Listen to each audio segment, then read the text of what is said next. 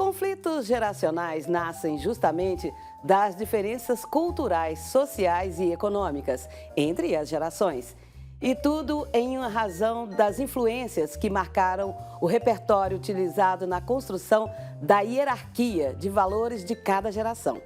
E para nos esclarecer dúvidas sobre esse assunto, a Rejane Ferreira, que é a nossa psicóloga, essa simpatia de pessoa que aceitou vir aqui toda segunda-feira para falar conosco. Então, já fica esperto que segunda-feira é ela, está aqui com a gente. Bom dia, Rejane. Bom dia, Cleide. Bom dia quem está nos assistindo. É um prazer muito grande vir aqui na segunda-feira conversar com você, com esse público, e tomara que eu possa ajudar bastante. E tem ajudado sim.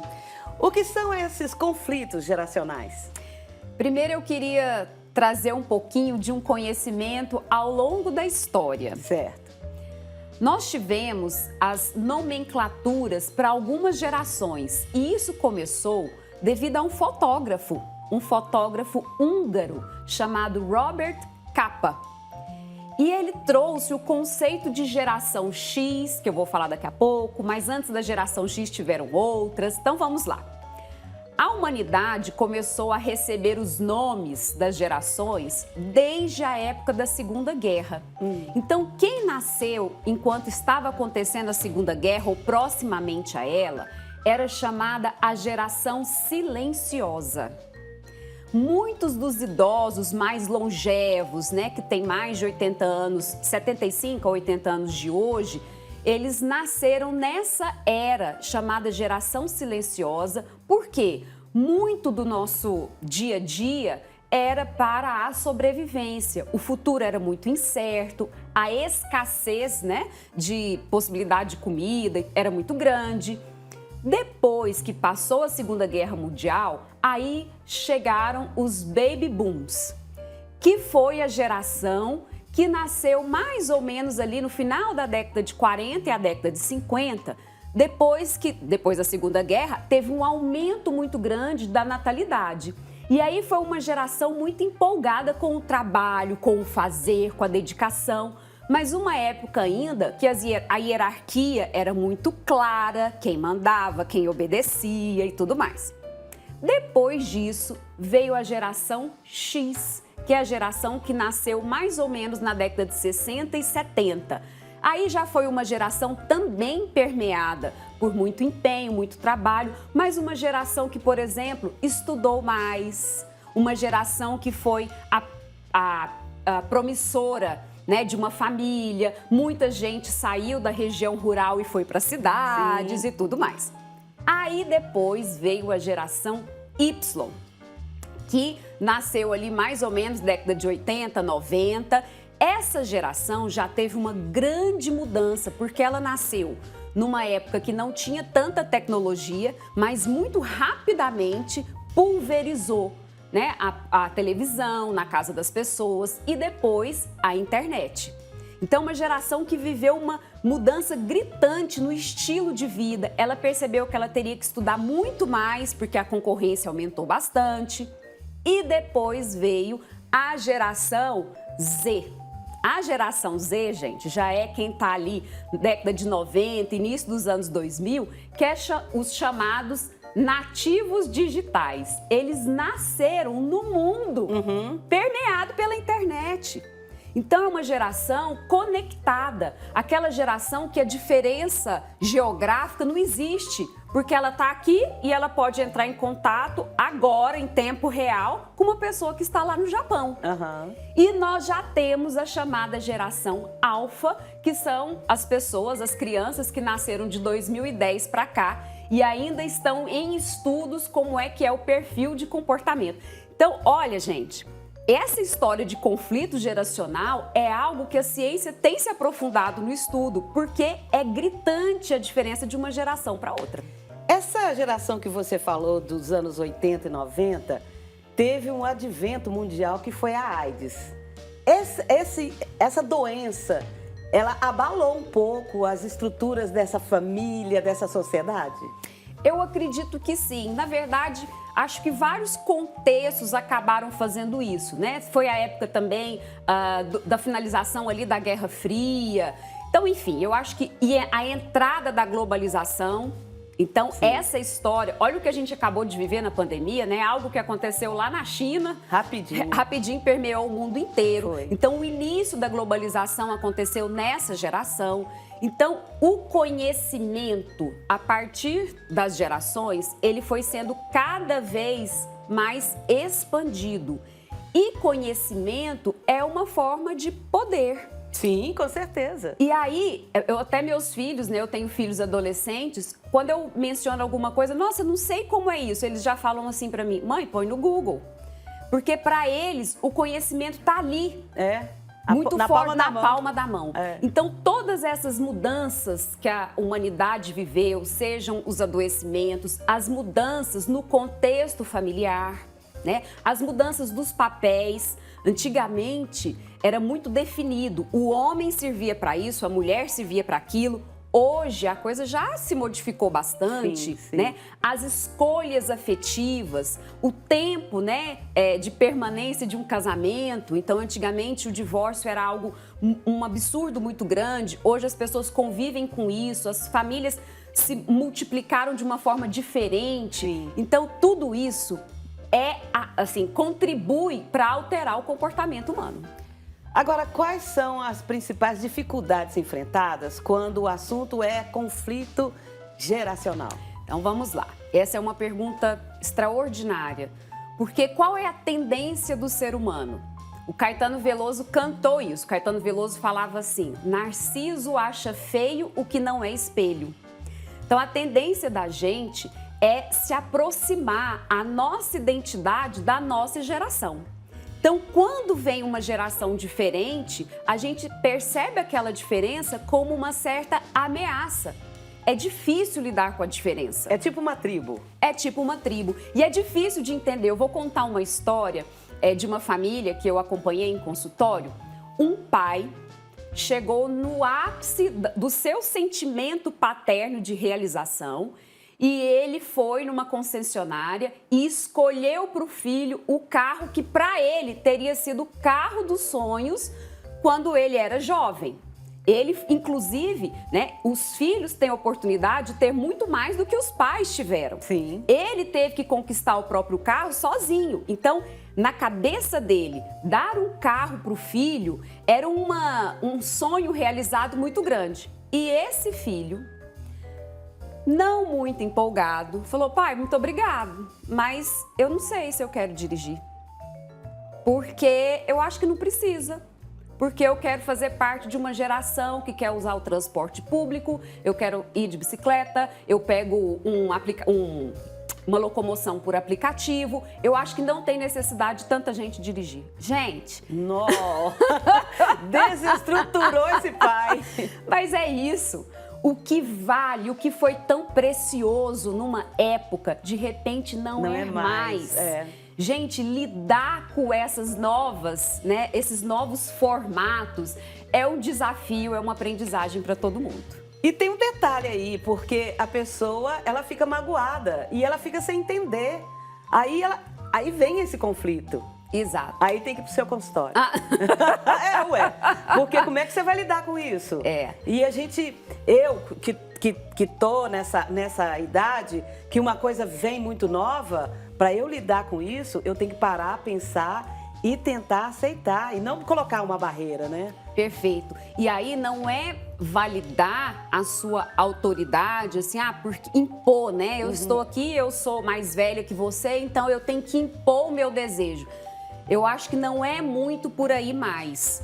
Aliás, né, conviver através de uma imposição tem sido cada vez mais disfuncional.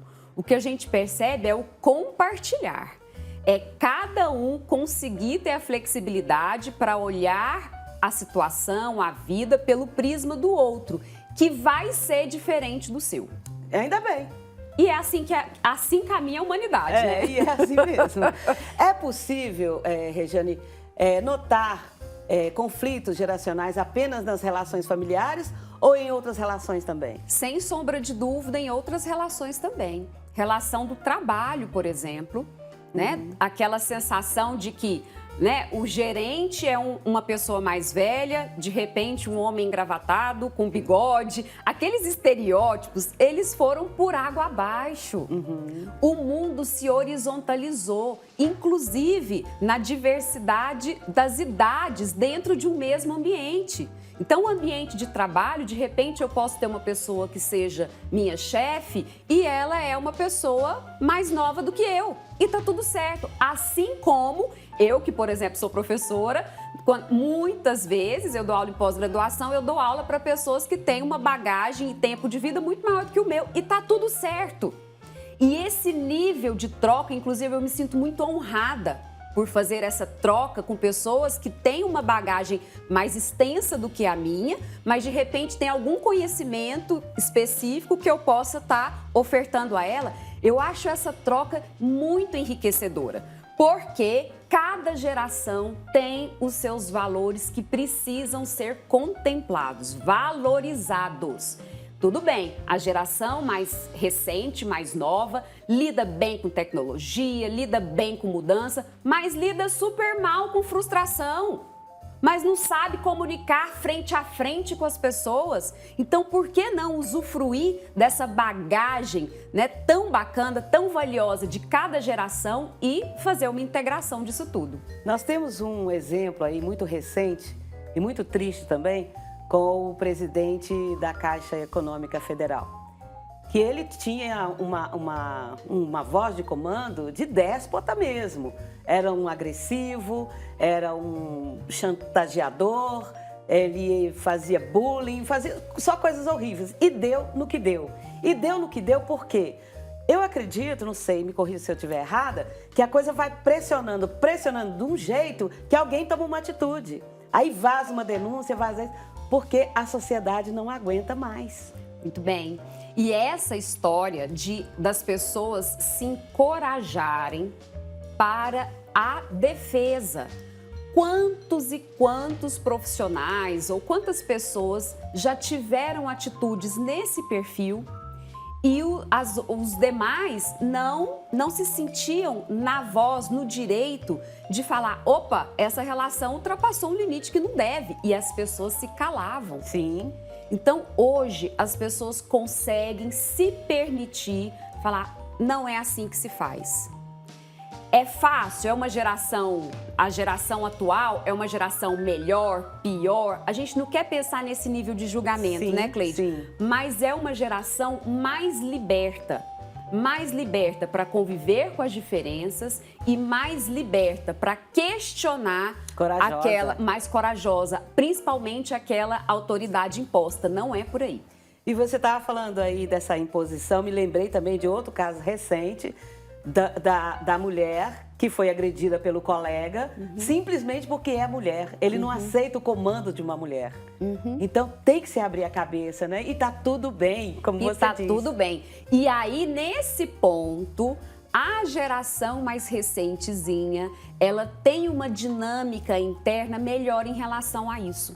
Então, é uma geração que fica ali horas e horas nas telas, nos computadores, isso vai ter um resultado, tá? Então, não tem como, né, gente? Não tem como a gente plantar arroz e querer colher feijão. Mas a gente tem uma tendência a falar assim, é uma geração que, né, muito desconhecida, a gente não sabe o que vai dar. Mas tem outras coisas que ela é muito bacana. São as crianças de hoje em dia, os jovens, eles são muito mais conectados com o comportamento mais ecológico, com contemplar a diversidade, com respeito ao próximo. E a dimensão do preconceito é muito menor. Não estou dizendo que não exista, mas é muito menor. É muito menor mesmo. Então, isso eu acho que são avanços da humanidade. Lá na minha casa, às vezes, a gente fala palavras que a gente já ouviu há muito tempo e nem se dá conta. Como, por exemplo, denegrir a imagem. Sim. Aí, o jovem da família, o pequenininho, falou, opa, o que é isso que você está falando aí? Eu falei, o quê? O que eu estou falando? Você não pode falar essa palavra mais, não. Isso aí vem de um preconceito. Então, eles estão chamando a atenção da gente. E a gente já está com essa coisa colada, né? Que essa coisa que veio e a gente nem discutiu o porquê. E é muito bacana quando a gente aprende com a geração mais jovem. Então, por isso que cada geração tem as suas particularidades, os seus valores, mas elencar, conseguir perceber, eleger aquilo que é de mais valioso em cada geração é muito válido. É muito importante. Bom, é um assunto assim bem interessante esse. Eu queria fazer mais uma pergunta para a gente tentar como que a gente convive com isso, as pessoas mais velhas, quando ela se depara com essa nova geração e não se sentir acuada, não se sentir, como eu diria, à margem. O que é realmente um desafio. Não é fácil, e eu não estou dizendo, olha, tudo bem, a gente pode pensar na geração mais velha dos avós e tudo, mas eu acho que, no geral, né, conquistar o olhar das crianças e dos adolescentes hoje em dia é muito difícil, porque realmente eles têm na palma da mão elementos de muita atratividade. E é um outro desafio, porque muitas vezes eles não têm a maturidade, o discernimento de lidar com isso. Então não adianta também a gente achar que essas crianças, esses adolescentes, eles vão abrir mão do celular, do tablet para se envolver com a gente por iniciativa própria. É caminho sem volta. Faz parte do universo deles. Agora, o que compete a nós que tivemos a oportunidade de viver numa época em que isso não existia? Compete a nós a conquista. Saber também equilibrar. Eu tenho uma técnica, né? Eu e meu esposo, quando a gente sai com os nossos filhos, meus filhos são adolescentes, a gente pede para eles guardarem o celular e a gente faz ali uma brincadeira de achar palavras, de tal. É uma coisa que parece simples, mas é porque eles não sabem. Se eu tirar o celular, eles não sabem o que fazer.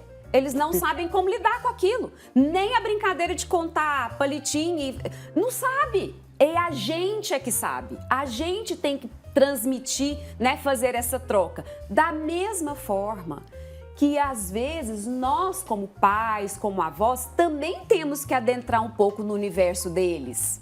Também temos que ir lá e falar assim, o que você tá rindo aí olhando no celular? Ah, mãe, ah, avó, aqui é um vídeo, olha que engraçado. Também dizer, ok, eu dou permissão para você usufruir o que é da sua geração, mas eu também te mostro que existem outras formas da gente olhar para a vida. É isso aí. Rejane, como sempre, a sua presença aqui é brilhante. Eu agradeço muito e espero você de volta na próxima segunda. Eu que agradeço, fico sempre muito feliz de estar aqui com você no seu programa. Uma excelente semana para todos nós. E bênçãos do Pai Eterno para você e sua família. Amém.